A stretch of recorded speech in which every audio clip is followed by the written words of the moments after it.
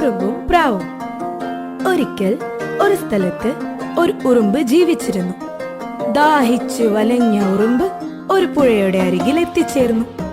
അവൻ ധൃതിയിൽ പുഴയുടെ അറ്റത്തിരുന്ന് തല താഴ്ത്തി ദാഹം അകറ്റാൻ നോക്കുന്നതിനിടയിൽ പെട്ടെന്ന് അലയടിച്ചു വന്ന വെള്ളത്തിനിടയിൽപ്പെട്ട് അവൻ താഴേക്കൊഴിച്ചുപോയി.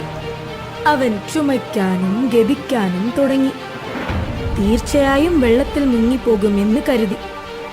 പുഴയ്ക്ക് മീതെയുള്ള മരത്തിന്റെ കൊമ്പത്തിരുന്ന ഒരു പ്രാവ് താഴെ വെള്ളത്തിലുള്ള ഉറുമ്പിനെ കണ്ടു. അവൾ ഒരു ഇലയെടുത്ത് താഴേക്ക് ഉറുമ്പിനടുത്തേക്ക് ഇട്ടുകൊടുത്തു. അവൻ നന്ദിയോടെ അതിലേക്കേറി പുഴയുടെ തീരത്തേക്ക് സുരക്ഷിതമായി എത്തിച്ചേർന്നു.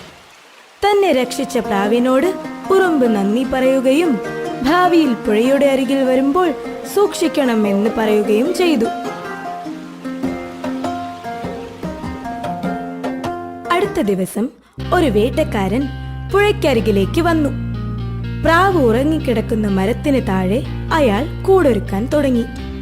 പ്രാവിനെ പിടികൂടാൻ അദ്ദേഹം നിശബ്ദമായി കെണിയൊരുക്കി. വേട്ടക്കാരൻ ഇതൊക്കെ ചെയ്യുന്നത് കണ്ട ഉറുമ്പ് ചാടി വന്ന് അയാളുടെ കാലിൽ കടിച്ചു. ഇത് കണ്ട പ്രാവ് രക്ഷപ്പെടുകയും അവിടെ നിന്ന് പറന്നു പോകുകയും ചെയ്തു. തന്റെ ജീവൻ രക്ഷിക്കുകയും അപകടത്തിനെ കുറിച്ച് മുന്നറിയിപ്പ് നൽകുകയും ചെയ്ത ഉറുമ്പിനോട് നന്ദി പറഞ്ഞു.